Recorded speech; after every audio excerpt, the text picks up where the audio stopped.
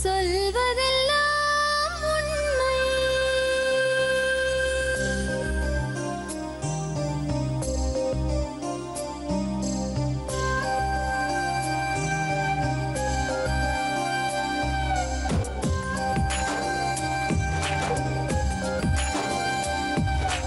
நிழலாய் வழிந்தோடும் ஒரு விழியின் கதையில் மெலிதாய் ஒரு சோகம், அதை அறிவார் எவரோ. பழுதாய் அலைந்தோடும் ஒரு வாழ்க்கை படகை முழுதாய் கரை சேர்க்கும் வழி சொல்வார் எவரோ. சொல்வதெல்லாம் உண்மை.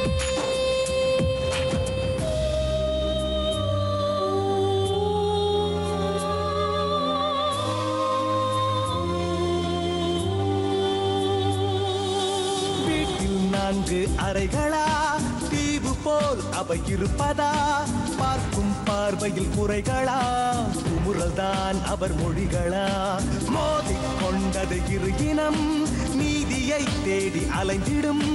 பாதிப்பென்ன பலனென்ன, பேசினால் தெளிவாகலாம். முரண்களை நீக்கி வரங்களாய் மாற்றலாம், நிலை மாறலாம் துளி அன்பிலே. சொல்வதெல்லாம் உண்மை உண்மை.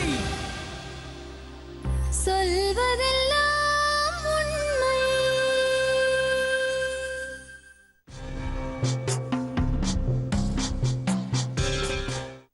சொல்லுங்க, உங்க பேரு? என் பேர் ஐஸ்வர்யா மேம். நான் எங்கள் எம்ஜிசி காலேஜில் செகண்ட் இயர் படிச்சுட்டு இருக்கேன், பிபிஏ. மேம், எங்கள் அப்பா வந்துட்டு ஆக்சுவலி மர்ட்ரு பண்ணிட்டாங்க. எங்கள் அம்மா தான் மர்ட்ரு பண்ணது. எங்கள் அம்மாவும் கூட இருந்த ஒரு ஆளும். அதாவது சின்ன வயசுலேருந்தே தெரியும் எங்களுக்கு அந்த ஆளை. அதுக்கப்புறம் போக போக எங்கள் ஃபேமிலிக்குள்ளே வந்துட்டு பெரிய பிரச்சனையெல்லாம் அவர் கல்யாணம் ஆயிடுச்சா? இல்லை மேம், ஆளை. அப்புறம் தங்கச்சி பெரிய பொண்ணாயிட்டா. அது நடுவில் ஏகப்பட்ட ப்ராப்ளம் வரும் வீட்டில், அவனாலன்னு சொல்லிட்டு கேட்டால் எங்கள் அம்மாவுக்கு வந்து அவன் ஃபேமிலிக்கு கொஞ்சம் ஹெல்ப் பண்ணுறான், ப்ரொவிஷன்ஸ் வாங்கி தரான், அந்த ஒரு மெயின் ரீசன்ஸாக வச்சுட்டு அவனை போக போக பழக விட்டாங்க. பார்த்தா அவங்க 2 பேருக்குள்ள தப்பான கனெக்ஷன் ஆகிடுச்சு. அப்பாவுக்கு தெரிய வந்தது எங்களுக்கு தெரியறதுக்கு முன்னாடி. பட் அப்பா எங்ககிட்ட சொல்லலை, ஏன்னா பொண்ணுங்கிட்ட சொல்கிறது. நீங்க 2 கேர்ள்ஸா? நானும் தங்கச்சி இருக்கோம். அப்பா என்ன வேலை பண்றாரு?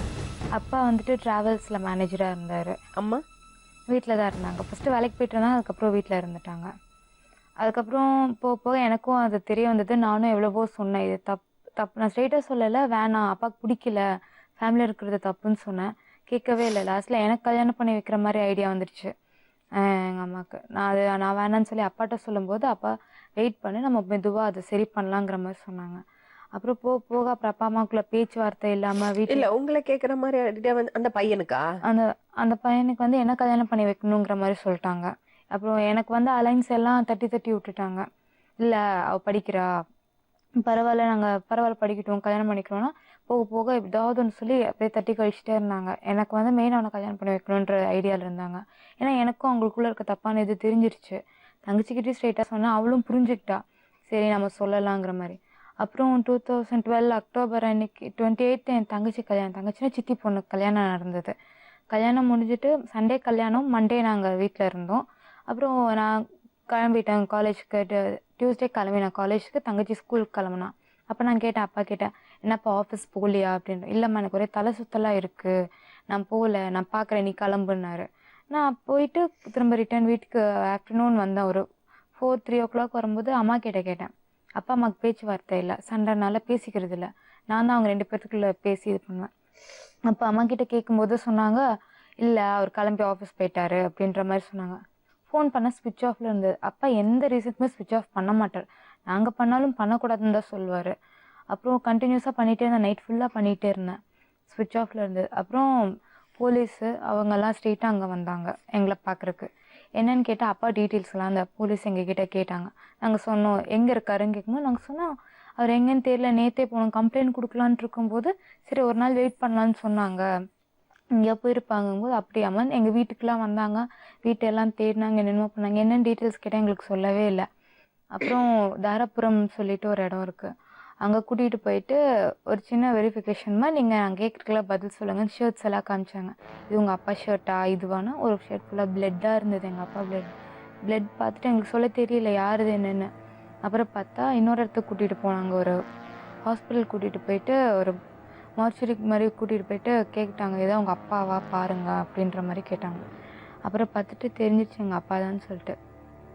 நம்பவே இல்லை மேம். நாங்கள் நேற்று எங்கள் அப்பாவை பார்த்துட்டு இப்போ இப்படிங்கும்போது யார் கேட்டால் யாரோ கொலை பண்ணி போட்டு போயிட்டாங்கம்மா காட்டில் அப்படின்ற மாதிரி சொன்னாங்க. 4 days கழிச்சு சண்டே வந்துட்டு போலீஸ் வந்துட்டு எங்கள் அம்மாவை கூட்டிகிட்டு போயிட்டாங்க. ஒரு சின்ன விஷயமா அவங்கள கூட்டிகிட்டு போயிட்டு நாங்கள் வந்து விட்டுறோங்கிற மாதிரி. சரி அப்படிங்கும்போது என்னென்னு பார்த்தா நைட் டைம் வீட்டுக்கு அம்மா வரவே இல்லை. ஃபோன் பண்ணி கேட்டோம், என்ன இந்த மாதிரி எங்கள் அம்மா வரல சார். என்ன சார்னா, அம்மா இது பண்ணிக்காதீங்கம்மா, உங்கள் அம்மாவும் அந்த கூட இருந்த அந்த ஆளும் தாம்மா உங்கள் அப்பாவை கொலை பண்ணியிருக்காங்க அப்படின்ற மாதிரி விஷயத்த சொன்னாங்க. இது ஒன்று. இப்போ வந்துட்டு அந்த விஷயம் முடிஞ்சு அவங்க ஜெயிலையும் போட்டாச்சு. 3 months-ஆக ஜெயிலில். எப்படி கொலை பண்ணாங்க? எப்படின்னா, நான் ஸ்கூலுக்கு போனேன், காலேஜ் போனேன்ல மேம். நான் போனதுமே ஒரு 10-15 minutes அவன் வீட்டுக்கு வந்திருக்கான். வீட்டுக்கு வந்துட்டு எங்கள் அப்பா போய் தலை சுற்றுதுன்னு சொல்லி படுத்துருந்தாரு. நான் போகும்போதே இப்படி தலைகீழாக படுத்துருந்தது. நான் எங்கள் அப்பாவை அப்போ தான் கடைசியாக பார்த்தேன், ஃபேஸ் கூட பார்க்கல. போயிட்டு வரேன்னு சொல்லும்போது எங்கள் அப்பா பதில் சொல்லவே இல்லை எனக்கு. போயிட்டு வான்னு சொல்லலை, எதுவுமே சொல்லலை. அப்புறம் பார்த்தா வீட்டுக்கு வந்திருக்கான். வீட்டுக்கு வந்துட்டு எங்கள் அப்பாட்ட உங்கள் பொண்ணை கல்யாணம் பண்ணித்தாங்கன்ற மாதிரி கேட்டிருக்கான். எங்கள் அப்பா முடியாதுன்னு சொன்னோடனே சுற்றி எடுத்து தலையில் அடிச்சிருக்கான் மேம். தலையில் அடித்து கழுத்தெல்லாம் அறுத்து கொலை பண்ணிருக்கான். அப்போ எப்படின்னே தெரியல. அந்த இதில் எஃப்ஐஆரில் அவங்க வாக்குமூலம் கொடுத்ததை வச்சு எங்களுக்கு தெரிஞ்சு தலையில் அடித்து கத்தி இந்த மாதிரி ஏதோ கயிறெல்லாம் போட்டு அறுத்து கொலை பண்ணிருக்கான். அதுக்கப்புறம் இந்த சூட்கேஸ் கவர் இருக்கும் இல்லைங்களா, அதில் வச்சு மொத்தமாக கட்டி அப்படியே வண்டியில் வச்சு எடுத்துகிட்டு போயிருக்கான் அந்த அரப்புறம். அங்கே போய் அப்படியே போட்டு எரிச்சிருக்கான். மழை அந்த டைம் மழை வந்த நேரங்கனால எங்கள் அப்பா கிடச்சார் எங்களுக்கு, இல்லைன்னா அது கூட கிடச்சிருக்காது. இப்போ வந்துட்டு இந்த 3 months இந்த ஜெயிலில் போட்டாங்க. நாங்கள் அப்புறம் பார்க்கவே இல்லை, ஏன்னா எங்களுக்கு வேணும்னு சொல்லிட்டோம். இப்போ எங்களுக்கு தேவையில்லை, எங்கள் அப்பாவே போனதுக்கப்புறம் எதுக்குன்னு சொல்லிட்டு இப்போ பார்க்கவே இல்லை. 3 months ஜெயிலில் போட்டுட்டு இதில் வெளியே வந்திருக்காங்க, ஜாமீனில் வந்துட்டு. எங்கள் அத்தைங்க தான் இப்போ எங்களை கூட்டிகிட்டு வந்து இங்கே பார்த்துட்ருக்காங்க. அவங்களுக்கு அவசியமே இல்லை மேடம், அவங்க அண்ணா போனதுக்கப்புறம் சொல்லுங்கள், நாங்கள் பொண்ணுங்களாச்சுன்னு சொல்லிட்டு என்னையும் தங்கச்சியும் கூட்டிகிட்டு வந்து படிக்க வச்சு எல்லாம் அவங்க தான் பண்ணுறாங்க இப்போ எங்களுக்கு.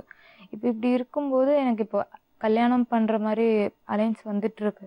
ஒரு ஃபேமிலியை வந்து இல்லை பரவாயில்ல, இந்த பொண்ணு என்ன தப்பு பண்ணிச்சு, இந்த பொண்ணை நாங்கள் கல்யாணம் பண்ணிக்கிறோம் அப்படின்ற ஒரு லைஃப் இப்போ எனக்கு கிடைக்கிற மாதிரி இருக்குது. இப்போ இதில் என்னென்னு பார்த்தீங்கன்னா, லேண்ட் ஒன்று இருக்குது.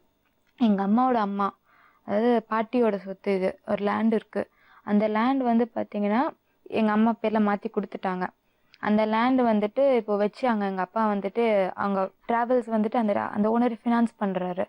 சரி, தங்கச்சிக்கு ஃபீஸ் கட்டணும், எனக்கு காலேஜுங்கும் போது கொஞ்சம் ஃபேமிலி ப்ராப்ளம் வரும்போது அதை வச்சு ஒரு 2 lakhs அந்த மாதிரி வாங்கினார் அமௌண்ட்டு. அதே ஓனர்கிட்ட தான் வாங்கினாங்க.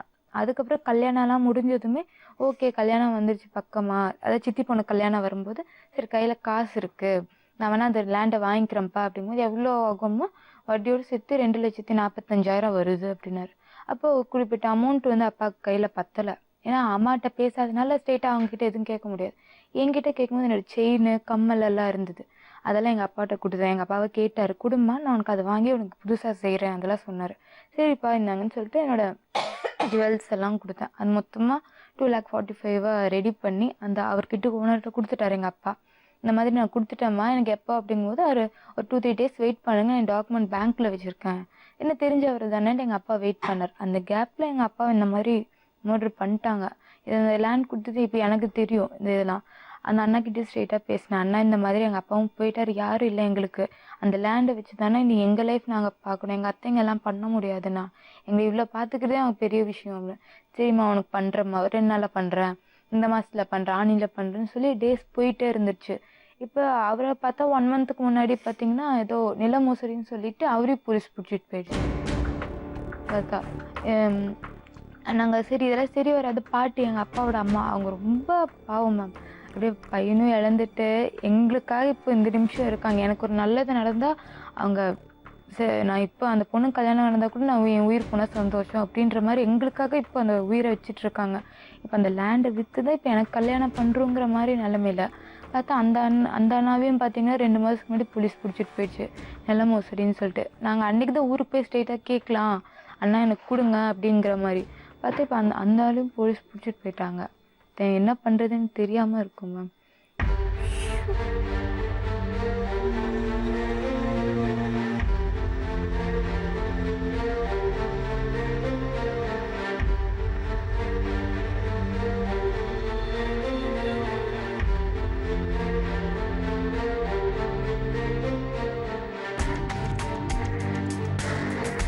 இவங்க உங்க அத்தைங்க இல்லையா? ஆமாம். என்னம்மா நடந்தது ஆக்சுவலி? நான் எங்களுக்கு அவங்களுக்குள்ள இது மாதிரி இருக்குன்னே தெரியாது மேடம்.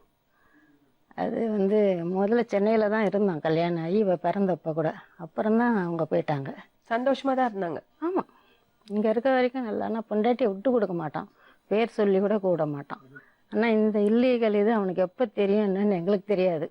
எங்ககிட்டயும் அவன் சொன்னது கிடையாது. சொல்லியிருந்தாலாவது நாங்கள் அவனுக்கு பாதுகாப்பு கொடுத்துருப்போம். பிள்ளைங்களை கூட்டு நீ வந்துடுடா, அவள் எப்படியாவது போட்டோன்னு சொல்லி. ஆனால் அவன் மான மரியாதைக்கு பார்த்தான். பொம்பளை பிள்ளைங்களாச்சு, நம்ம அம்மா அக்கா தங்கச்சி முன்னாடி நம்ம வந்து கௌரவமாக இருக்கணும்னு மூடி மறைச்சிட்டாங்க கிட்ட. அது விட்டுட்டு போயிட்டு இருந்தா கூட நாங்க உயிரோட விட்டுட்டு இருந்தா கூட எங்களுக்கு சந்தோஷம். அவனை இங்கே கூப்பிட்டு வந்து வச்சுருந்துருப்போம். ஏதோ அவரை தேத்தி நாங்க பண்ணோம். ஆனால் அவன் நல்ல ஹைட் அண்ட் பாடியாக இருப்பான் மேடம். ஆனால் இருக்க ஆள் மெலிஞ்சிட்டே வந்தான். என்னடா உடம்புன்னா அதெல்லாம் ஒன்றும் இல்லைக்கா. ஆனால் இப்போ அவன் இறந்தப்பறம் தான் தெரியுது அவள் ஸ்லோ பாய்சன் கொடுத்துருக்கான்னு. அவன் மெடிக்கல் லைன்ல நல்ல ஸ்லோ பாய்சன். அப்படியாவது சாகட்டும்னு ஒரு வாட்டி ஆக்சிடென்ட் பண்ணி காலை இது பண்ணான். என்னங்க அது? ஆமா, அது எப்படி சொல்லுங்க? பைக்கில் ஏதோ போயிருக்கும்போது யாரோ வந்து இடித்த மாதிரி ஆள் செட்டப் பண்ணி. அது எப்படி உங்களுக்கு தெரியும்? அண்ணன் ஃபோன் பண்ணி சொன்னாங்க எங்களுக்கு இந்த மாதிரி. யாரு, போலீஸா? இல்ல எங்க அண்ணனே சொன்னாங்க. தம்பியே சொன்னான் வந்து இடிச்சு. ஆனா அதெல்லாம் இவங்க தான் பண்ணிருக்காங்க. அது எப்படின்னா அவனோட இது அந்த தர்மா இருக்காரு வாக்கு மூலமா? இல்ல அந்த ரியல் எஸ்டேட் கார்கிட்ட தான் தம்பி வேலை பார்த்தோம்னா அவர் சொன்னார் ஆக்சிடென்ட் பண்ணது கூட அவங்க தாம்மா. ஏன்னா அவர் வண்டி ஓட்டுறது எனக்கு தெரியும். அவ்வளோ ஸ்லோவா யாருக்கும் இது இல்லாத அவர் போவார் வருவார். அவரும் தான் நல்ல மோசடி பண்ணி போயிட்டாரே. யார நம்புவீங்க? இந்த ஸ்லோ பாய்சனிங் எப்படி தெரியும் உங்களுக்கு? ஏன்னா ஆள் ரொம்ப மெலிஞ்சிட்டு வரவே. இல்ல ஒரு அண்ணன் வந்து 2012 இறந்தாங்க இல்லையா, அதே வருஷம் வந்து விநாயகர் சதுர்த்தி வந்தது. அது ஒரு 5 நாள் பிள்ளையார வச்சிருந்து கொண்டு போய் நம்ம போடுவோம் இல்லையா, அந்த மாதிரி போடுற ஃபார்மாலிட்டி அன்னைக்கு வந்து இவ சின்னவ அது அவ 3 பேரும் சேர்ந்து கொண்டு போய் போடும்போது காலையில வந்து வீட்டுக்கெல்லாம் வந்து யாரோ வந்திருக்காங்க, அண்ணன் ஃப்ரெண்ட்ஸ் யாரோ வந்திருக்காங்க, சாப்பிட கொடுத்துருக்காங்க. அதெல்லாம் அண்ணனுக்கு வந்து ஒண்ணுமே தெரியல. நான் சாப்பிடவே இல்லை அப்படின்னு அண்ணா வந்து எனக்கு ஈவினிங் ஃபோன் பண்ணி சொன்னாங்க. ஃபோன் பண்ணி கேட்கும்போது இப்போ இவளுக்கு வந்து ஃபோன் பண்ணி கேட்கும்போது இல்லையே மம்மி தானே உங்களுக்கு கூட்டினாங்க, நீங்க என்ன சாப்பிட்டதே தெரியலன்னு சொல்றீங்கன்னா, எனக்கு சாப்பிட்டதே தெரியலடா எனக்கு அப்படின்ட்டு அண்ணன் என்கிட்ட சொல்றாங்க. இவங்க அம்மாக்கு அப்பாக்கு யாரு கல்யாணம் பண்ணி வச்சது? சந்தோஷமா தான் இருந்தாங்க மேடம். கல்யாணத்துல இருந்தே எங்களை டிஸ்டன்ஸ் பண்ணி அவனுக்கே இவளை கல்யாணம் பண்ணி கொடுக்கணும்னு பிளான் பண்ணான். அது சொன்ன அந்த ஒரு கோவம் தான் மேடம். அவன் வந்து தம்பியை கேட்டிருக்கான் இவளை கல்யாணம் பண்ணி கொடுன்னு. தம்பி வந்து சொல்லிட்டான், உங்கள் காஸ்ட்டு வேறு எங்கள் காஸ்ட்டு வேறு, நாங்கள் ஜாதி விட்டு ஜாதி கொடுத்தா எங்கள் அம்மா எங்கள் சிஸ்டர்ஸ் எல்லாம் இருக்காங்க, ஒத்துக்க மாட்டாங்க, அது உனக்கு நான் பண்ணி கொடுக்க மாட்டேன், என் உயிர் இருக்கிற வரைக்கும் அது நடக்காதுன்னு சொல்லியிருக்கான். நீ உசுரோடு இருந்தால் தானே தரமாட்டேன், உன் உசுரே இல்லைன்னா என் இஷ்டப்படி நடப்பேன். பிளான் பண்ணி பண்ணிட்டாங்க. ஏன்னா சண்டே அன்னைக்கு அவளோட சிஸ்டர் பொண்ணோட மேரேஜ். இல்ல இந்த இவர் சட்டப்புறம் அடக்கம் பண்ணும் போதெல்லாம் கூட இருந்தானா கூட பால் அம்மா எப்படி இருந்தாங்க? நார்மலா சந்தோஷம், எங்களை விட சந்தோஷமா இருந்தா. நான் வந்து டெத்துக்கு இல்லை, நான் ஷிரடிக்கு போயிட்டு வந்துட்டு இருக்கேன். பால் அன்னைக்கு தான் வரேன், ஃப்ரைடே அன்னைக்கு. எனக்கு வந்தோடனே ஆத்தணும், எப்படி அவனை வாரி கொடுத்துட்டீங்க? என்ன சொன்னா, ஒன்றும் சொல்ல, யாரோ 3 பேர் வந்து கூப்பிட்டாங்க போனாரு அப்படின்னா. சரி நாங்கள் பால் எல்லாம் அந்த பவானி ஆற்றுல போய் எல்லாம் பண்ணிட்டு வந்தோம். சாப்பிட உட்காரும்போது சின்னவகிட்ட கேட்குறேன், எனக்கு ஒரு 3 அப்பளம் பிரித்து கொண்டு வர. எனக்கு அப்படியே உண்மையாக தூக்கி வாரி போட்டுடுச்சு. அன்னைக்கு ஹஸ்பண்ட் இறந்து 2 நாள் கூட அதில் சாப்பாடு இறங்காதுன்னு சொல்லுவாங்க. ஒரு கணவனை கொடுத்தவ அப்பளம் பிரித்து கொண்டு வான்னு சொல்லும்போது எனக்கு நிஜமே மயக்கமே வந்துடுச்சு மேடம். அப்புறம்தான் சொல்கிறாங்க பசங்க, அவன் அங்கே எரிச்சு தாராபுரத்தில் போய் எரிச்சிட்டு அவன் பரோட்டாலாம் வாங்கிட்டு வந்து கொடுத்தான், அதெல்லாம் சாப்பிட்டா அவ. கொஞ்சம் சொல்லுங்க என்னது? அதாவது அப்பாவை இங்கேருந்து எடுத்துகிட்டு போயிட்டு, ஏதாவது எங்களுக்கு விஷயம் தெரியறதுக்கு முன்னாடி அப்பாவை அங்கே போய் எரிச்சிட்டு நான் வீட்டுக்கு வந்து கேட்டேன் இல்லைங்களா, அம்மா அவ கேட்டா அப்பா எங்கேன்னு சொல்லும்போது அவன் ஈவினிங் வீட்டுக்கு வந்தான். பேச மாட்டோம் நாங்களாம், அவங்க 2 பேர் பேசுவாங்க. பேசிட்டு வரும்போது இந்த ஸ்வீட்டு ஃபஸ்ட்டு வீட்டுக்கு அடிக்கடி வர மாதிரி வந்து ஸ்வீட்டு சாக்லேட்டு இந்த சாப்பிட்ற ஐட்டெல்லாம் வாங்கிட்டு வந்து கொடுத்தான். எங்களுக்கு அப்போ தெரியாது, வரும்போது அப்படி வாங்கிட்டு வந்து நல்லா சாப்பிட்டுட்டு அன்னைக்கு நைட்டு எங்களுக்கு விஷயமே தெரியாது. சாப்பிட்டு நல்லா அதே டியூஸ்டே நைட்டு நல்லா அந்த ரூம்ல படுக்கலையாம், பயமா இருக்கு ஹால்ல படுக்கலாம் வாங்கன்னு சொல்லியிருக்காங்க. நான் கேட்குறேன் நைட் அப்பா வர்ற ஃபோனுக்கு மேலே ஃபோன், இவங்க சின்ன அத்தை எனக்கு ஃபோன் பண்ணி அப்பா வந்துட்டாரான்னு கேட்குறாங்க. நாங்கள் அப்போ தூக்கமே வரல எங்களுக்குலாம். அப்பா இல்லாமல் ஒரு நாள் கூட நாங்கள் இருந்ததில்லை அப்படின்ட்டு சரி வாமா பெட்ரூமில் போய் படுக்கலாம். நான் பெட்ரூம்க்கு வரமாட்டேன். ஏன் அப்படின்னு கேட்கும்போது இல்லை இங்கேயே படுத்துக்கலாம், உங்கள் அப்பா இல்லாமல் எப்படி பெட்ரூமில் படுக்கிறது, எனக்கு புரியல. அப்புறம் ஹால்லேயே படுத்தோம். பார்த்தா நல்லா ஸ்லீப்பிங் டேப்லெட் போட்டு நல்லா தூங்கிட்டு இருக்கு. அது என்ன ஸ்லீப்பிங் டேப்லெட் போட்டு மாத்திரை போடுவாங்க. எதுக்கு? சுகர் இருக்கு. தூக்கம் வரலன்னா அந்த டேப்லெட் போட்டு உங்க தூங்க. அம்மாக்கு என்ன வயசு இருக்கும்? இப்போ ஒரு 45. சரிம்மா, இதை தவிர உங்க அம்மா உங்கள்ட்ட பாசமா இருப்பாங்களா? நல்லா இருப்பாங்க. நல்லா அதெல்லாம் உங்களுக்கு அம்மாவை பிடிக்குமா? ஃபர்ஸ்ட் பிடிக்கும். இந்த பிரச்சனை வந்த அப்புறம் தான் பிடிக்காம ஆயிடுச்சு. இந்த பிரச்சனை ஃபர்ஸ்ட் ஒரு க்ளோஸா ஒரு அம்மா குழந்தைங்கன்னா எப்படி இருப்பாங்க அந்த மாதிரி நல்லாவே பார்த்துக்குவாங்க. அதுல எந்த குறையும் இல்லாம இருந்தது. எனக்கு இந்த விஷயம் தெரிய வர வர நானும் கொஞ்சம் அவாய்ட் பண்ண ஆரம்பிச்சிட்டேன். வேணாம், நான் சொல்றது கேளு. என்ன ரொம்ப டார்ச்சர் பண்ண ஆரம்பிச்சிட்டாங்க, உன்னை கல்யாணம் பண்ணிக்கோன்னு சொல்லிட்டு. அந்த பையன் உனக்கு நேரடியா டார்ச்சர் எதுவும் கொடுக்கறது இல்ல? இல்ல இல்லைம்மா. அவளுக்கு இவனை கல்யாணம் பண்ணி கொடுங்கன்னு தான் மெயின் இதுவே. இப்ப அந்த பையனும் அந்த அம்மாவும் ஒண்ணா இருக்காங்களா? அப்படின்னு கேள்விப்பட்டோம். நாங்க பார்க்கல. அதுக்கப்புறம் நாங்க பார்க்கல. அன்னைக்கு நாங்க பால் 2 பேரும் குடிச்சிட்டு நாங்க வந்ததோட ஃபர்ஸ்ட் இயரிங் கூப்பிட்டுருந்தாங்க ஒரு 2 மாசத்துக்கு முன்னாடி. அதுக்கு போயிருந்தோம் நானும் இவளும். அப்பதான் அவங்கள முதல் எங்க தம்பி இறந்ததுக்கு அப்புறம் அவங்க 2 பேரும் முத பார்த்தேன். எங்க பாத்தீங்க? ஃபர்ஸ்ட் இயரிங் கூப்பிட்டுருந்தாங்க கோர்ட்டில், கோயம்புத்தூர் கோர்ட்டில். அப்போ நானும் இவளும் தான் போயிருந்தோம். அதுக்கு முன்னாடி ஒரு தடவை கூப்பிட்டாங்க. ஒரு குடும்பம் எப்படி சின்ன பின்னமா போய் கண்டிப்பா மேடம். இடையில ஒருத்தனை நுழைய விட்டு தேவையில்லாம இன்னும் அவனை இவன் கூட பிறந்த தம்பி மாதிரி தான் பார்த்தான். நான் போகும்போது கூட சொல்லுவான் அவனுக்கு, இதை ஏதாவது ஒரு நல்ல பொண்ணு இருந்தா பாருக்கா கல்யாணம் பண்றதுக்குன்னு கூட. யாரு? என் தம்பி சொல்லுவான். அதுதான் சொல்றேன், நான் முதல்ல அப்படிதான் ஆரம்பிக்கும். தம்பி சொல்லுவாங்க, அப்படி சொல்லுவாங்க. எங்கேயோ ஒரு இடத்துல மனசு தெரியாம தாவி இதுக்குதான் ஜாகிரதையா இருக்கணும் சொல்லுறது. சின்ன வயசு இருந்தா கூட பரவாயில்ல மேடம். சரி ஏதோ தப்பு பண்ணாங்க. 2 பசங்க வயசுக்கு வந்த பசங்களை வச்சுட்டு அப்படி தப்பு பண்றாங்க. குரங்கு மனசு இல்ல.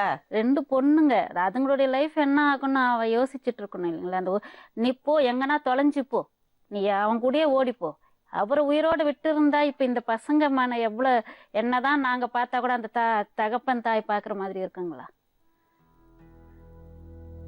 இன்னைக்கு எல்லா குடும்பமே செதறின மாதிரி தானே செஞ்சு வச்சுட்டு. எத்தனை கேஸ் இப்ப பாக்குறோம். கள்ளக்காதலனுக்காக புருஷனை கொல்லுறது நிறைய. அதுதான் பேப்பர்ல தான் நாங்க படிச்சிருக்கோம். எங்க லைஃப் ரியலா பார்க்கும்போது எங்களுக்கெல்லாம் நிச்சயமா அதுவும் கரெக்டா இதே மாதிரி சீசன் காத்து மழை. ஆமா, இதே அக்டோபர் தானே புயல் வந்தது பாருங்க. தானே புயல் அன்னைக்கு வெளியே வர முடியல. நாங்க எங்க அம்மா வீழ்த்திட்டு நாங்க எப்படிதான் அங்க கோயம்புத்தூர் போனோன்னே தெரியாது மேடம். 2 நாள் முன்னாடி தான். அந்த தாய்க்கு என்ன வயசு? எங்க அம்மாக்கு 80 years. அவங்க கூட்டிட்டு பலி கொடுத்து எப்படி தாங்கிப்பாங்க? அதனாலதான் நாங்க தூரமா கொலை பண்ணி, அதனாலதான் நாங்க எங்க கூட்டு வரல. எங்க கூட்டு வரல கூட பார்க்க முடியல. அப்படியே ஃபுல்லா கவர் பண்ணி மூட்டை மாதிரி தானே கட்டி மூட்டைய கொடுத்தாங்க. அண்ணன் முகத்தையே அந்த டைம் நாங்க பார்க்கவே இல்லை. எவ்வளவு ஒரு நம்பிக்கை துரோகியா இருந்திருப்பா. சுத்தி எல்லாம் வச்சு அடிக்கிறது எவ்வளவு இது இருக்கும். மண்டையில அடிச்சு கயிறை வச்சு கழுத்தை நெரிச்சு. அந்த எஃப்ஐஆர் ரிப்போர்ட் இன்னும் நான் படிக்கல மேடம். படிச்சா தாங்காதுன்னு சொல்லிட்டு இன்னும் நான் அதை படிக்கவே இல்லை. இருக்கு காப்பி. இந்த பெரிய சூட் கேஸ் இருக்கு இல்லையா, அந்த பேக்ல வச்சுதான் மூட்டை மாதிரி கட்டி தாராபுரம் எடுத்துட்டு போயிருக்கோம். அது யார் செஞ்ச புண்ணியமா தெரியல மேடம். பெட்ரோலை ஊத்தி கொடுத்துருக்கிறோம். மழை வராத இடத்துல அன்னைக்கு மழை வந்திருக்காங்க. நமக்கு தான் எங்க சென்னையில மழை, கோயம்புத்தூர்ல இன்னைக்கு மழையே கிடையாது. மழை அந்த போலீஸ்காரன் சொல்றாராம், மழை வந்ததுனால நீங்க என்ன புண்ணியம் பண்ணீங்களோ. இன்னைக்கு ஒரு நாள் நைட்டு விட்டுருந்தா அது ரொம்ப ஃபாரஸ்ட், பயங்கரமான ஃபாரஸ்ட் தான். வைல்ட் அனிமல்ஸ் வந்தெல்லாம் எடுத்துட்டு எங்கன்னா பிச்சு ஆளுக்கு கொஞ்சம் கொஞ்சம் பிச்சு தின்னுட்டு இருக்குங்க நிறைய. அது போலீஸ் கண்டுபிடிச்சாங்க. போலீஸ் அந்த எரிச்சிருக்காங்கல்ல மேடம், அந்த ஸ்மெல் வரமே அந்த ஏரியா பஞ்சாயத்து தலைவர் அந்த பக்கம் போனவங்க போய் அனௌன்ஸ் பண்ணி சொல்லியிருக்காங்க, போயிட்டு இங்க ஏதோ வாடை வருது அப்படின்னு சொல்லிட்டு. அவர் பஞ்சாயத்து தலைவர் 4 பேரை கூட்டிட்டு வந்து பார்த்துருக்காங்க. அப்ப பாதி எரிஞ்சும் ஒண்ணுமே எரியல மேடம். அந்த போலீஸ் கிரைம் டிபார்ட்மெண்ட் 3 பேர் வந்து அது காமிச்சாங்க. அவங்க அண்ணனோட போட்டோ காமிச்சாங்க. ரொம்ப கஷ்டமாயிடுச்சு மேடம். ஒரே புதறு. அப்படி அண்ணன் பாடி அப்படி எங்க அண்ணன் உடம்பே போயிடுச்சு. எங்க அண்ணன் அந்த சமயம் அந்த உடம்பு விட்டதுனால ஊதி போய் பழைய உடம்பு வந்துருச்சு. எங்க அண்ணனுக்கு அந்த போட்டோல காட்டுறனால இங்கெல்லாம் அப்படி எரிஞ்சு அப்படி சகப்பா அந்த போலீஸ்க்குங்க வந்து எங்கிட்ட காட்டினாங்க போட்டோவை. ஏன் பார்த்தோன்னு ஆயிடுச்சு எனக்கு. சரியா எரியல, மழை வந்ததுனால அது எரிஞ்சது ஒண்ணு. 2வது இவ வந்து கவர்ல வந்து அவனோட ட்ரெஸ் அயன் பண்ண ட்ரெஸ்ஸை வச்சு அனுப்பியிருக்கா. அதுல வந்து லாண்ட்ரி இது இருந்திருக்கு, குறி அதை பார்த்து எதுக்கு ட்ரெஸ் வச்சிருந்தா? அதுதான் மேடம் அவரோட அவங்களோட வெளியே பிளான். போயிட்டாரு. அதாவது 2 பேர் வந்து கூட்டிட்டு போனாங்கன்னு சொன்னா இல்லையா, இப்படி ஊரோட போயிட்டாரு, இங்க ரொம்ப பிரச்சனை, போயிட்டாரு யாரோடய போயிட்டாரு, இவங்க எப்படியே போயிடுவாங்க, போலீஸ் கண்டுபிடிக்க மாட்டாங்க, நம்ம 2 பேரை வச்சுட்டு நல்ல நம்ம இஷ்டத்துக்கு இருக்கலாம் பிளான் பண்ணியிருக்கா. அவளோட பிளான் அதுதான். உங்க அண்ணன் போகும்போது சும்மா போல 2 செட்டு ட்ரெஸ்ஸை கொண்டு போயிருக்காருன்னு. நான் சொன்னேன் எப்படி தெரியும்னா, அங்கே அப்படியே அயன் பண்ண செட்டு ட்ரெஸ்ஸு கட்டில் மேலே அப்படியே இருக்கு. நாங்கள் போயிருந்தப்போ அவள் 2 செட்டு ட்ரெஸ் எடுத்து வச்சுட்டு போயிருக்காரு. அதுதான் கடைசியில் அவளை மாட்டி கொடுத்துச்சு. ட்ரை அது கிளீன் என்ன போடுவாங்க ட்ரை இல்லையா கிளீனிங் மார்க் தான். ட்ரை கிளீன் அந்த நான் டேக் கேட்டேன் மேடம். இருக்கும்ல, அதை வச்சு அப்புறம் போலீஸ் கண்டுபிடிச்சிருக்காங்க. நான் அதை அப்படியே கேட்டேன். கவரோடய போட்டிருக்காங்க. கிரைம் அவங்ககிட்ட இவங்க எப்படி கண்டுபிடிச்சிங்கன்னு கேட்டேன். அவர் சொன்னாரு மார்க் வச்சு அந்த லாண்ட்ரி கடையில் போய் கேட்கவே அவன் அட்ரஸ் வந்து அவன் வேலை செய்கிற ரியல் எஸ்டேட்டு அட்ரஸை தான் கொடுத்துருக்கான் தம்பி. அந்த அட்ரஸை வச்சு அந்த தர்மாவுக்கிட்ட போயிருக்காங்க. அவங்ககிட்ட இருந்து தான் இவளுக்கு ஃபோன் வந்திருக்கு. அப்போ இவள் ஹாஸ்பிட்டலில் இருந்திருக்கா, அம்மாவை கூப்பிட்டு போயிருக்கா. அவள் அம்மாவை அங்கே போய் தான் போலீஸ் அவளை இது பண்ணியிருக்கு. இவளை காலேஜிலேருந்து வந்துட்டா. இவளையும் ஸ்கூலுக்கு போய் சின்னவளையும் கூப்பிட்டுட்டு அந்த தாராபுரம் மார்ச்சரிக்கு கூப்பிட்டு போனாங்க.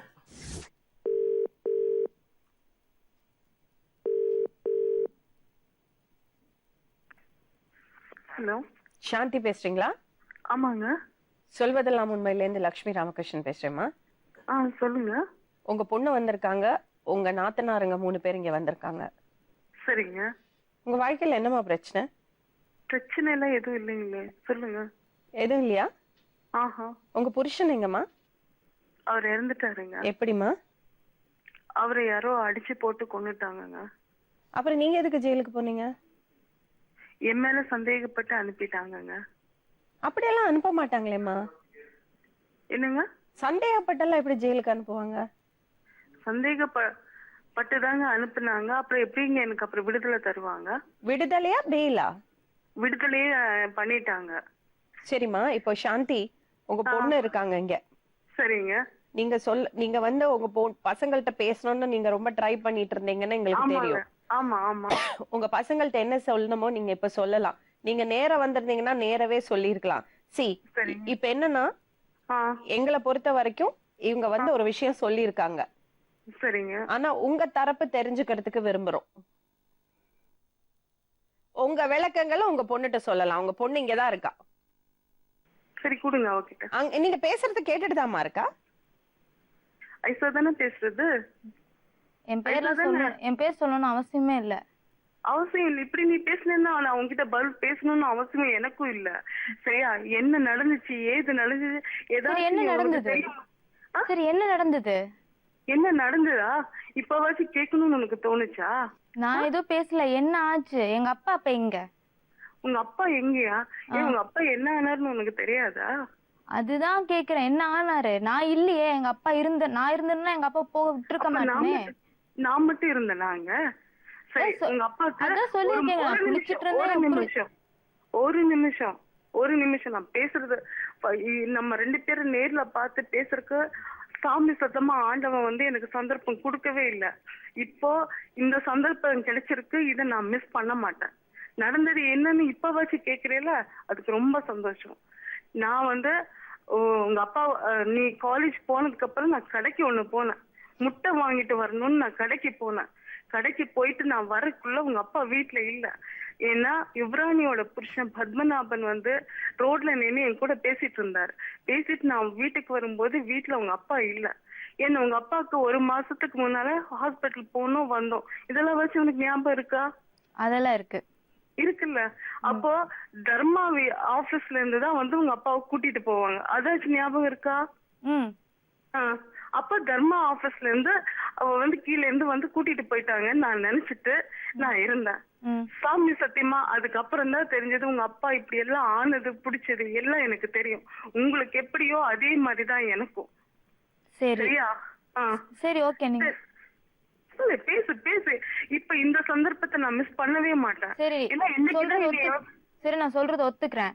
அப்ப நான் காலேஜ்ல இருந்து வந்து அப்பா எங்கன்னு கேட்கும்போது என்ன சொன்ன, இந்த மாதிரி உங்க அப்பா வந்து கூட்டிட்டு குளிச்சிட்டு இருந்தேன், திடீர்னு உங்க அப்பா வந்துட்டு நான் கிளம்புறேன்னு சொல்லிட்டு போயிட்டாரு. இதுதானே என்கிட்ட அப்ப சொன்னது? நான் உங்ககிட்ட அப்படி சொன்னேனா? நான் வந்ததுமே கேட்டேன். சொன்னா பாப்பா இப்படி யாரு பாப்பா சொல்ல சொன்னா? இல்ல கேக்குறேன். யாரும் சொல்லல.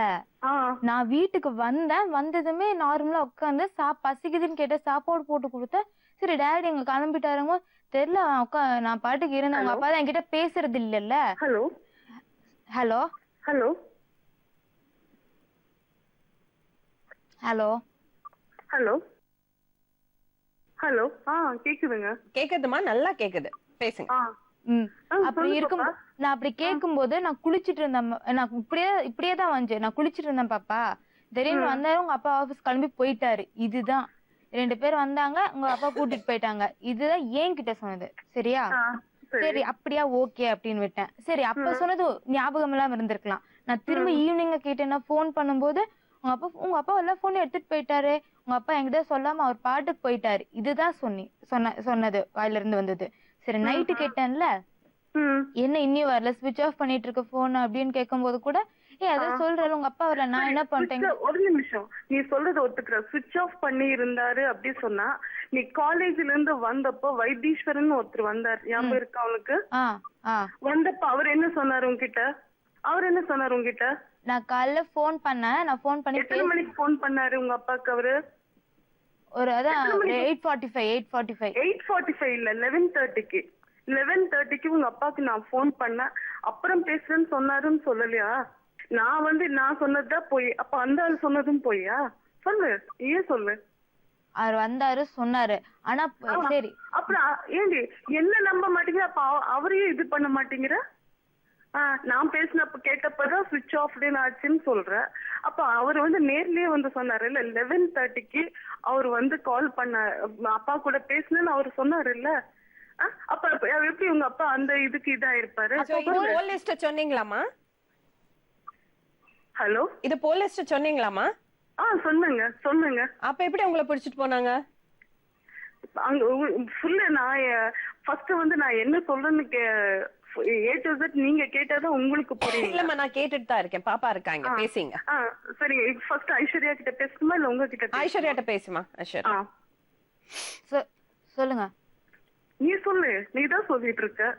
சரி, என்கிட்ட சொன்னது அவர் வந்தது இருக்கட்டும். அப்போ போலீஸ் டீடைல் கொடுத்ததும் டேடியோட அந்த போன் இதெல்லாம் செக் பண்ணும்போது கரெக்டா 9 o'clock போன் ஸ்விட்ச் ஆஃப் ஆயிடுச்சுன்னு சொன்னதெல்லாம் போய் அப்போ போலீஸ் சொன்னது எனக்கு என்ன தெரியும் 9 o'clock ஸ்விட்ச் ஆஃப் பண்ணது அப்படின்ட்டு. சரி ஓகே சொன்னது ஓகே. அப்ப என்கிட்ட சொல்லும்போது எனக்கும் தெரியும். இல்ல இன்னும் நான் கேக்குறேன். என்கிட்ட சொல்லும்போது நான் கொஞ்சம் தக்காளி சாப்பாடு வச்சேன், உங்க அப்பா 2 வாய் தக்காளி சாப்பாடு சாப்பிட்டுட்டு டைம் ஆச்சுன்னு கிளம்பிட்டாருன்னு சொன்னீங்களே, அது என்னது? கேட்டா குளிச்சாரு, தக்காளி சாப்பாடு சாப்பிட்டாருன்னு சொன்னது. உங்க அப்பா தக்காளி சாப்பாடு வச்சுட்டு தொட்டுக்க எதுவும் இல்லையான்னு கேட்டாரு. நான் சொன்னேன் நான் முட்டை போய் வாங்கிட்டு வரணும்னு நான் சொன்னேன். அப்ப நான் கடைக்கு போயிட்டு நான் வரும்போது இத யார்கிட்ட வேணாலும் கேளு, இதையே தான் நான் டியூஸ்டே அவரு நான்வெஜ் சாப்பிட்டாரு. ஏன் உங்க அப்பா சாப்பிடவே இல்ல? சாப்பிட மாட்டாரா? டியூஸ்டே சாப்பிட மாட்டாரா? தேர்ஸ்டே, சனிக்கிழமை, டியூஸ்டே எப்ப சாப்பிட்டாரு? சரி அவர் சாப்பிட்டாரா இல்லையா அதை விடுங்க. நான் கேக்கும்போது ஓகே சாப்பிட்டாரா இல்லையா அதை விடுங்க. நீங்க எனக்கு தெரியல. நான் கேக்கும்போது 2 வாய் தக்காளி சாப்பாடு சாப்பிட்டாரு, நான் பிளேட்ல வச்ச 2 வாய் சாப்பிட்டுட்டு டைம் ஆயிடுச்சுன்னு ஓடிட்டாரு குளிச்சுட்டு. இததான் என்கிட்ட சொன்னது. சாப்பாட போட்டு வச்சுட்டு நான் கடைக்கு போயிட்டு வரக்குள்ள எல்லா கூத்தும் முடிஞ்சிருச்சு. சரியா? அது உனக்கு தெரியாது. தெரிஞ்ச மாதிரி நீ பேசி நான் பிரச்சனையை நான் இத்தனை நாள் அமைதியா இருக்கிறதுக்கு ஒரு ரீசன் இருக்கு. தேவையில்லாம நீ பிரச்சனையில மாட்டிக்காத. பிரச்சனையில மட்டும் நான் என்ன பண்ண? நான் எதுக்கு பிரச்சனையில மாட்டணும்? இப்ப நீ என்ன இத்தனை क्वेश्चंस கேட்டுட்டு இருக்கேன்ல? கேப்பேன். ஏன்னா எனக்கு எங்க அப்பா இல்லாம நான் நின்னுட்டு இருக்கேன். 2 வருஷம் நான் உசுரோட இருக்கேன்னா செத்து போனான்னு திரும்பி பார்க்கல. இன்னைக்கு மனுஷன பொண்ணு அச்சு மாதிரி. சரி அந்த பொறுக்கி எங்க? எந்த பொறுக்கி நீ கேக்குற? எந்த பொறுக்கி நீ கேக்குற? அப்பா பொண்ணால அவன் எங்க? இரு இதுக்கு நான் வைக்கிறேன். இரு இதுல தர்மா எத்தனை இம்பார்ட்டன்ட் சொல்லிட்டு இப்பதான் அவன் உள்ள போயிட்டு வந்திருக்கான். பின்னே நான் அவனை உள்ள தூக்கி போட்டேன்னா அப்ப வந்துட்டேன். அவன் கூட சேர்ந்துட்டு தானே நீங்களும் இந்த ஆட்டம் போட்டுட்டு இருக்கீங்க. தர்மா கூட சேர்ந்துட்டு தான் இந்த ஆட்டம் எல்லாம் போடுற. நீ தர்மா கூட நாங்க என்ன ஆட்டம் போட்டோம்? அவர் அங்க என்ன பண்ணாரு எனக்கு தெரியாது. நான் என் லாயரை கூப்பிட்டுட்டு நான் அடுத்த மாசம் நான் அங்க வரேன். அதுக்கப்புறம் நான் பேசிக்கலாம். நீங்க என்ன இத்தனை நாள் என்ன நார வச்சது பத்தல, நீ இந்த மீடியால கொடுத்து வேற என்ன நார வைக்கணும் இல்ல? நாரெல்லாம் இங்க யார வைக்கல, உண்மையதான் இங்க கேட்டுட்டு இருக்கோம். என்ன கேட்டுட்டு இருக்க? என்ன நியாயத்தை கேக்குற? நீ 20 வருஷம் என் கூட இருந்து பண்ணதெல்லாம் உனக்கு ஞாபகம் இல்ல? இப்ப மீடியால உட்காந்துட்டு என் கூட பேசுற இல்ல? என்ன 20 வருஷம் உண்மை பாத்துக்கிட்டதெல்லாம் ஒத்துக்கிறேன். நான் கேக்குறது எங்க அப்பாவை. எங்க அப்பாவை கேட்டா உங்க அப்பா ரொம்ப யோகியமா நடந்துக்கிட்டாரா? சொல்லு. எங்க அப்பா என்ன குறை வச்சாரு யோகியமா நடந்துக்கலன்னு சொல்றதுக்கு? என்ன குறை வச்சாருன்னு என்ன செஞ்சாரு? என்ன நகை போட்டாதான் புருஷனா? நான் கேக்குறேன். நகை போட்டாதான் புருஷன். நகை போடாம நம்ம பொண்டாட்டிங்களா புருஷன் கூட இருக்கிறது இல்லையா? புருஷன் சொல்லிட்டு அப்படியா? ஆமா ஆமா. நான் வந்து கல்யாணம் ஆனதுல இருந்து எங்க ஆத்தா போட்ட நகையும் உங்க அப்பம் போட்டு நகை இப்ப நான் கொடுத்தா எங்க அப்பா குடுக்குறியா? சொல்லு. எவன் கொன்னா அவங்கிட்ட போய் கேளு. அதனாலதானே கேட்டுட்டு இருக்கேன். பாரு, இப்ப நீ இது பேசுறதையே நான் இது பண்ணிட்டு இருக்கேன். நான் போய் சொல்றேன். சரி ஒரு நிமிஷம். கொலை பண்ணல, நீங்க ஒழுங்குதான். அப்பா அவன் எங்க? எவனை கேக்குற? எவனை கேக்குற சொல்லு. அதான் கூடயே ஒருத்தர் இருப்பானே. கூடயே என் கூட 1008 பேர் தான் இருக்காங்க. சொல்லு, யார கேக்குறன்னு சொல்லு. சரி, அந்த கணேசன் எங்க? எந்த கணேசனை நீ கேக்குற? ஓ, யாருன்னு தெரியாது. ஓ, அந்த கணேசனா? சரி சரி சரி. அந்த கணேஷ் ஏன் அவன் எதுக்கு உனக்கு இப்போ? இல்ல இல்ல, அவன் எதுக்கு உனக்கு இப்ப? ஏன் அவன் கூட நீ சேர்ந்து சுத்துனதுல உனக்கு ஞாபகம் இல்லையா? அவனுக்கு எடுத்து கொடுத்த சேலை கட்டிட்டு இருந்தப்போ மட்டும் நல்லா இருந்துச்சு.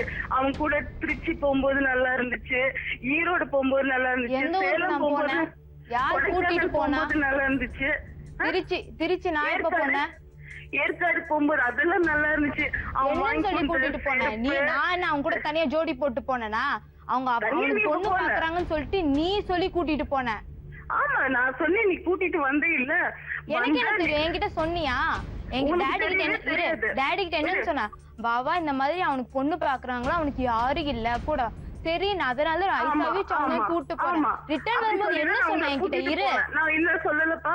ரிட்டர்ன் வரும்போது என்ன சொன்ன? பாப்பா உங்க அப்பா கிட்ட சொல்லு சொல்லு. பாப்பா உங்க அப்பா கிட்ட சொல்லிடாத பாப்பா, அவனுக்கு இந்த மாதிரி பொண்ணு பாக்கலாம்னு தெரிஞ்சு உங்க அப்பா எனக்கு கொன்றுவார் பாப்பா. நீயும் வந்து அவன் பொண்ணு பாத்தாங்க சொன்னது யாரு? பேசுறீல்ல, இப்ப யோகியமா பேசுறீல்ல, அப்ப உங்க அப்பாட்ட சொல்லிருக்க வேண்டியது. கால விழுந்தல்ல சொல்லிடாதன்னு சொல்லிட்டு விழுந்தனா? உங்க அத்தை இப்ப நீ என்ன வேணா பேசு ஐஸ்வர்யா. அப்ப என் கால விழல. இன்னும் எனக்கு ஞாபகம் இருக்கு, உன் போன் டாடி வாங்கி வச்சுட்டாரு. நான் ஸ்கூல் கிளம்புற அவசரத்துல வந்துட்டு ஐயோ அவனுக்கு மெசேஜ் பண்ணிடு பாப்பா அப்படின்னு சொல்லும் போது நான் என்ன சரி அப்படின்னு போகும்போது ப்ளீஸ் உன் கால விழுறேன் பாப்பா மெசேஜ் பண்ணிடு. அப்பா அது ஞாபகம் இல்ல. அது விட்டுடு. சரி, அவன் தான் மோசம் தெரியுதுல்ல உனக்கு. அப்ப அவன் வாங்கி கொடுத்த சேலை ட்ரெஸ் அதெல்லாம் மட்டுமில்ல, அவன் சேலையும் உனக்கு எடுத்து கொடுத்தது இல்ல. யார் வாங்கி கொடுத்தா? இவனோட கல்யாணத்துக்கு என்ன அந்த சித்தி பொண்ணு கல்யாணத்துக்கு அவன் எடுத்து கொடுத்தானே அந்த ரெண்டு சாரி. நீ நான் உன்கிட்ட கேட்டேன் என்னது இது யாருன்னு போது என் காசு அவன் கிட்ட இருக்கு அப்படின்னு. ஓஹோ சரி ஐசா, நீ பேசு. உண்மைங்கிறது ஒண்ணு இருக்குல்ல, ஆண்டவன் ஒண்ணு இருக்காங்க. அப்ப தெரியும்.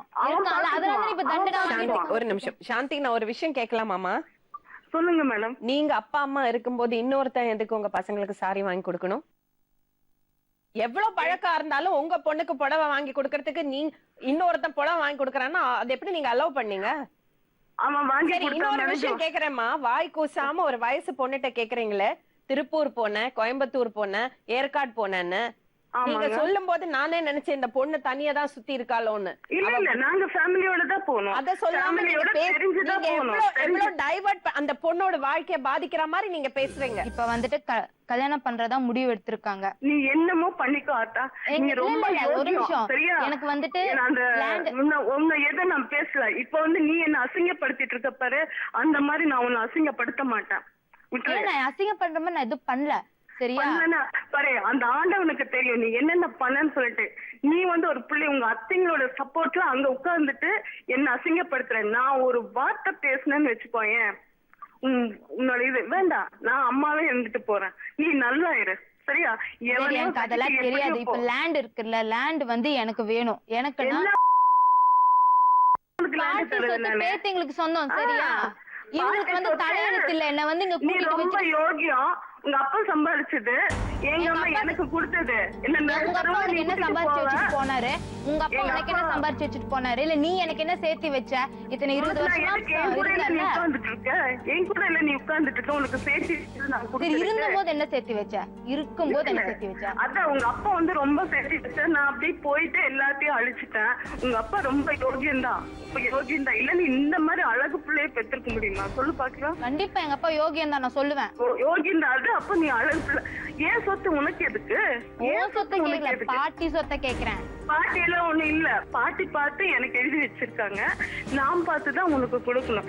பாட்டியே வந்து இத்தனை நாள் இருந்தாலும் செத்து போட்டதுனால நீ திரும்பி பாக்கல, ஆனா பாட்டி சொத்து மட்டும் உனக்கு வேணுமா?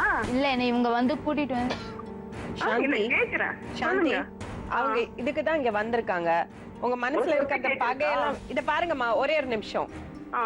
இதுல யாரு குற்றவாளி யாரு இன்னசென்ட் எல்லாம் எனக்கு தெரியாதுமா. அது நீதிமன்றம் முடிவு பண்ணும். நீதிமன்றம் முடிவு பண்ணி இருங்க இருங்கம்மா, ஒரு நிமிஷம் இருங்க இருங்க, நான் சொல்லி முடிச்சிட்டு அப்புறம் நீங்க பேசுங்க. எனக்கு என்னன்னா, இவ்வளவு ஒரு பெரிய டிஸ்டர்பன்ஸ் அவங்க வாழ்க்கையில நடந்திருக்கு. இந்த பொண்ணுக்கு சின்ன பொண்ணு, அவ 19 வயசு தான் ஆச்சு. அதுக்கு கீழே இன்னொரு பொண்ணு இருக்கா. அவங்க வாழ்க்கையில நிறைய பிரச்சனை இருக்கு. அது எதனால வந்தது? அந்த பசங்க சின்ன பசங்க, புரியுதுங்களா?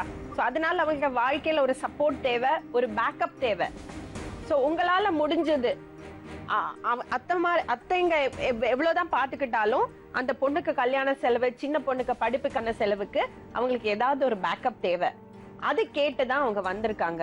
அந்த பொண்ணுக்கு ஹெல்ப் தேவை, பினான்சியலா ஹெல்ப் தேவை. ஒரு நிமிஷம், எப்படி எல்லாம் என்ன குத்தம் கண்டுபிடிச்சு தப்பு சொல்லலாம்னு என்கிட்ட சொல்ற அம்மான்ட்டு இல்ல. 20 வருஷம் வளர்த்த ஒரு நாய் இருந்தா கூடங்க, அது நாய் நான் ஒரு தப்பே இருந்தா கூட அது என் காலை சுத்திட்டு கிடக்கும். எந்த தைரியத்துல அவ போனாங்க? நான் ஒரு வார்த்தை கேட்கலாமா? இதுக்கு பதில் நான் கேட்கலாமா? 20 வருஷம் உங்க கூட இருந்திருக்கா. அப்படி இருக்கிறது ஒரு பொண்ணு ஏன் உங்களுக்கு எதிரா பேசுறா? அதுதான் எனக்கு தெரியலைங்க. அப்ப ஏதோ பிரச்சனை இருக்கு இல்லையாமா? அவங்க மனசுக்குள்ள ஏதோ ஒரு பாதிப்பு இருக்கு இல்லையா? பாதிப்பு இருக்கு அப்படின்னா நம்மளை விட எத்தனையோ 20 வருஷம் 30 வருஷம் சின்ன பசங்க தானே. ஆகவே ஆகாது. அப்பா இல்ல, அம்மா ஜெயில்ல, அந்த பசங்களோட மனசு எவ்வளவு வேதனைப்படும். என்னங்க அப்பா இல்லன்னு சொன்னா வேண்டாங்க. நான் என் புருஷனை பத்தி நான் கேவலமா பேச விரும்பல, சரியா? அவங்க அத்தைங்க புரியல. எங்க அப்பா அப்படி என்ன பண்ணாரு? பரவாயில்ல, ஓகே. அந்த மனுஷன் இருக்கும்போது சொல்லல, அவர் இருக்கும்போது அந்த வார்த்தையை நீங்க சொல்லல. இப்ப சொல்லுங்க, அவர் என்ன கேவலம் பண்ணாருன்னு. நான் பேச மாட்டேன். ஏன் பேச? அவர்தான் இல்ல இப்ப பேசலாம்ல. நீ என்ன நேர வச்சுட்டு இருக்க? நார வைக்கிறது இங்க யாரும் பண்ணல, உண்மையதான் பேசிட்டு இருக்கேன். இப்ப எங்க அப்பா இல்லல, சொல்லுங்க அவர் என்ன பண்ணாரு? அவர் பேச மாட்டேன். அவர் பண்ண ஒரே தப்பு என்ன தெரியுமா? என்ன கல்யாணம் பண்ணிக்கிட்டதா? அது எனக்கு தெரியாது. தப்பு பண்றேன்னு தெரிஞ்சு நம்பி கூட இருந்தாருல்ல. ஓ சரி சரி சரி சரி சரி சரி. இத்தனை விவரமா பேசுற, அப்புறம் கல்யாணம் பண்ணிக்க வேண்டியது தானே? உங்க அத்தைங்களே பார்த்து பேசி எல்லாம் முடிக்க சொல்லு. அவங்களுக்கு தலையெழுத்து இல்ல, அவங்களுக்கு தலையெழுத்து இல்ல. என்னையும் ஜானோவை கூட்டிட்டு வந்து பாத்துக்கோங்க. என்கிட்ட வா. ஐயோ, அதுக்கு நான் செத்துருவேன். எங்க அப்பா பண்ற பெரிய துரோகம் அது. அப்படியா? சரி சாமி. அப்ப என் சொத்தை வாங்கி திங்கும் போது மட்டும் அது துரோகமா? திங்கறதுக்கு கேட்கல, சொல்றது இப்ப அம்மாவா உன்னை நான் பாத்துக்கிறேன். நான் அந்த அம்மான்ற 20 வருஷம் அம்மாவா இருந்தே இல்ல, அதுக்குதான் கேக்குறேன். இப்ப எனக்கு ஒரு வாழ்க்கை பிச்சை எல்லாம் போட வேண்டாம். நீ வந்து எனக்கு பிச்சை எல்லாம் போட வேண்டாம். நீ பார்த்து நல்லா கல்யாணம் பண்ணிட்டு நல்லா அவங்களுக்கு பிச்சை போட வேண்டாம், நீங்க பிச்சை போடுங்களேன். இல்லம்மா இல்லம்மா, நான் அந்த அளவுக்கு எல்லாம். அம்மாவை ஒரு நீங்க கேட்டீங்கல்ல, தாய் கேட்டீங்கல்ல, நீங்க எங்கிட்ட ஒரு கேள்வி கேட்டீங்கல்லம்மா, நீங்களும் அம்மா தானே கேட்டீங்கல்ல? ஆமா. ஒரு அம்மாவா ஒரு பிச்சை போடுங்களேன் பொண்ணுக்கு. அம்மாவா பிச்சை போட சொல்றீங்களா? என்கிட்ட வரட்டும் மேடம். சாந்தி, அவ விருப்பப்பட்டு வந்தா தாராளமா கூட்டிட்டு போங்க. அவ வரமாட்டா மேடம், எனக்கு தெரியும். ஏன்னா சின்ன வயசுல இருந்தே அவளுக்கு வந்து அந்த பக்கம் தான் பிரியம் ஜாஸ்தி. நான் எத்தனைதான் செஞ்சிருந்தாலும் இன்னைக்கு வேண்டாம் மேடம், நாளைக்கு அவளுக்கு கல்யாணம் ஆகி அவளும் ஒரு புள்ள பெப்பால, அப்ப என் அருமை தெரியும். அம்மா நாளைக்கு பெத்துக்குவேன், ஆனா நல்ல அம்மாவா இருக்கணும்னு ஆசைப்படுறேன். கண்டிப்பா இருப்பேன். அப்படியே நீ இரு, அப்படியே நல்ல அம்மாவா இரு. என் பையனுக்கு பசங்களுக்கு ஏதாவது பிரச்சனை. இது பாருங்க சாந்தி, சாந்தி, ஒரே ஒரு விஷயம் மட்டும் நான் சொல்றேன். உங்க மனசுக்குள்ள எவ்வளவு வருத்தம் இருக்குன்னு எனக்கு தெரியாது, என்ன சிச்சுவேஷன் எனக்கு தெரியாது. ஆனா ஒரு விஷயம் மட்டும், ஒரு சின்ன கோரிக்கை மட்டும் நான் வைக்கிறேன். விட்டுடுங்க மேடம். அந்த பிள்ளைக்கு அவங்களே பார்த்து ஏதோ செஞ்சு, நான் எதுவும் செய்ய மாட்டேன். நான் செய்ய மாட்டேன் மேடம், நான் செய்ய மாட்டேன். இது நான் ஃபர்ஸ்ட்டுக்கு மேல வந்து இங்க எப்படி கூட்டிட்டு வந்து நான் என்ன பண்ணணுமோ அது நான் பண்ணிக்கிறேங்க. என் லாயரை வச்சு நான் என்ன செய்யணுமோ அதை நான் எங்க செஞ்சுக்கிறேன். கூட்டிட்டு வந்து? ஏய் நீ என்னடி பேசுற? நீ வை போன, நீ பேசாத என்கிட்ட. நீ நான் பேசல இஷ்டப்படல. நான் கேக்குறது எனக்கு இப்ப நல்ல லைஃப் கிடைக்குது. ஒரு அம்மாவா இருந்தேன்னு சொல்றல, அத பண்ணுன்னு தான் சொல்றேன். அது உன் சொத்தை கேக்கல, பாட்டி சொத்தை தான் கேட்டுட்டு இருக்கேன். பாட்டி சொத்து வந்து பிரிச்சு கொடுக்காம இருந்தா நீ லா பாயிண்ட் பேசலாம். பாட்டி வந்து எனக்கு எழுதி கொடுத்துட்டாங்க. எங்க அம்மா வந்து இப்ப அழகு போன ஒரு மருமகளை கட்டி கொடுத்துட்டாங்க. இந்த பொண்ணு அழகு மருமக இல்ல தெரியல. எதுக்கு கட்டிக்கிட்ட? எதுக்கு குடும்பம் நடத்தின? நான் அப்பெல்லாமே நான் சரியில்லை என் புருஷன் நான் ஓடி வந்திருந்தேன்னா எங்க அம்மா இப்ப ஊத்துற கஞ்சி அப்பவும் எனக்கு ஊத்திருப்பாங்க, உன்னையும் வச்சு ஊத்திருப்பாங்க. சரியா? அத நான் செய்யாம இல்ல என் புருஷன் எனக்கு வேணும் 1000 தான் ஆனாலும் வேணும்னா எதுக்கு அவன் கூட பழகுன? எவன் கூட பழகுன? ஒழுங்கா உங்க அப்பா ஒரு மாசமாச்சு ஒழுங்கா வாடகை கொடுத்திருந்தா, இது சம்பளத்தை கொடுத்திருந்தா, நான் ஏண்டி கண்ட நாய் பின்னால நான் போறேன்? கண்ட நாய் பின்னால நான் போறேன். காசெல்லாம் கொடுத்து கேக்குறேன் கொடுத்திருந்தா காசுக்கு நான் இப்ப சொன்னல எனக்கு புருஷன் வேணும், எனக்கு வாழ்க்கை வேணும் அப்படின்னு. இப்ப இங்க நடக்கிற குடும்பம் எல்லாம் புருஷன் கொடுக்காம தான் குடும்பம் நடக்குது, இல்ல அங்கங்க வைஃப் எல்லாம் போய் சம்பாதிச்சுட்டு வருது இல்லையா? நீ பேசுவ பாப்பா, ஏன்னா உனக்கு இளரத்தம் அப்படிதான் நீ பேசுவ. அப்பாவை கல்யாணம் பண்ண நேரத்துல இருந்து வந்து 98க்கு அப்புறம் இங்க ஒவ்வொரு வேலையும் நான் தான் பண்ணேன். உனக்கு உங்க அத்தைங்க, எனக்கு நான் யாரும் இல்ல, நிராதாரவா தனி மரமா நின்னுட்டு இருக்கேன், தெரிஞ்சுக்கோ. நீ அவங்க பக்கத்துல இருந்துட்டு பாக்கலாம். இது சொத்து இருந்தாதான் உனக்கு கல்யாணமே, ஞாபகம் வச்சுக்கோ. இல்லன்னா அதெல்லாம் ஒண்ணு இல்ல உனக்கு. அதனால என் வீட்டுல இருந்து என்னென்ன எடுத்துட்டு போனீங்களோ எனக்கு அது பூரா எனக்கு வேணும். அதெல்லாம் நான் நினைக்கவே இல்ல. அதெல்லாம் யார் சம்பாரிச்சா? சொத்து இல்லைனாலும் கல்யாணம் நடக்கணும்னு இருந்தா உங்களுக்கு நடக்கும். புரியுதா? அது இல்ல, நீ உங்க அம்மாட்ட ஏதோ கேட்க வந்த, கேளு, அவ்வளவுதான். சொத்து இல்லைன்னா கல்யாணம் நடக்காது. அண்ட் கல்யாணம் வந்து வாழ்க்கையில எல்லாம் கிடையாது. படிக்கணும், படிச்சு நல்ல நிலைமைக்கு வரணும், சம்பாதிக்கணும், அதெல்லாம் இருக்கு. கல்யாணம் வந்து செகண்டரி தான். வாழ்க்கைங்கிறது திருமணங்கிறது மட்டும் இல்ல. அண்ட் சொத்தை கேட்டு திருமணம் பண்ணறதுவங்க வேண்டாம். அந்த மாதிரி மாப்பிள்ளை வேண்டாம். உன்னோட பாஸ்ட் தெரிஞ்சு, உன்னோட பிரசன்ட் தெரிஞ்சு, உன்னை ஏத்துக்கிட்டு சந்தோஷமா வச்சுக்கிறது புருஷன் இருந்தா, நீ படிச்சு முடிச்சு செட்டில் ஆனதுக்கு அப்புறம் கல்யாணம் பண்ணி கொடுங்க. நீ கேட்டுட்டம்மா, அவங்க கொடுக்க மாட்டேன் சொல்லிட்டாங்க, அந்த சொத்தை பத்தி மறந்துடுங்க. ஓகே? செகண்ட் திங், அவசரப்பட்டு கல்யாணம் ஏற்பாடு பண்ணாதீங்க. நீங்க அவங்களுக்கு என்னாவது நல்லது பண்ணணும்னு நினைச்சீங்கன்னா அந்த பொண்ணை படிக்க வைங்க. படிச்சுட்டு தான் இருக்க. படிச்சு அவ லைஃப்ல செட்டில் ஆகட்டும், அவ கால்ல நிக்கட்டும். ஏன்னா அவசரப்பட்டு கல்யாணம் பண்ணி ஒரு பிரச்சனையில இருந்து இன்னொரு பிரச்சனையில போய் சாடி ஒண்ணுல இருந்து எஸ்கேப் ஆகிறதுக்காக நம்ம இன்னொரு விஷயம் பண்ண. அவங்க வந்து சொத்தெல்லாம் கேட்கல. இல்லம்மா, நான் சொத்துக்காக சொல்ல. திருமணங்கிறது வந்து சந்தோஷமா பக்குவத்தோட ரொம்ப ரொம்ப நல்லா பண்ண வேண்டிய ஒரு ஆரம்பமா இருக்கணும். அது இந்த வாழ்க்கை துணையை தேடிறது, அது இந்த மாதிரி ஒரு கன்ஃபியூஷன்ல இருக்கக்கூடாது. அவளும் அந்த மனநிலையில இருக்க மாட்டா இவ்வளவு பிரச்சனைக்கு இடையில. நீங்க பாத்துக்கிறீங்க, அவங்கள நல்லா படிக்க வைங்க, நல்லா படிக்கட்டும், கான்சென்ட்ரேட் பண்ணு, தங்கச்சியும் படிக்க வைங்க. ஓகே? உங்க அம்மா நிறைய பேசியிருக்காங்க, காவல்துறை இதை கேட்டுட்டு தான் இருப்பாங்க. சட்டப்படி என்ன நடவடிக்கை எடுக்கணுமோ எடுக்கட்டும், யாரு குற்றவாளின்னு அவங்க கண்டுபிடிக்கட்டும். ரொம்ப எல்லாம் அதை பத்தி யோசிக்காதேமா. இனிமே என்ன நடக்கணும்னு அதை பத்தி யோசி. ஓகே? தைரியமா இருக்கணும். ஓகே? நாளை மறுபடியும் இன்னொரு உண்மை சம்பவத்துடன் உங்களை சந்திக்கும் வரை நன்றி.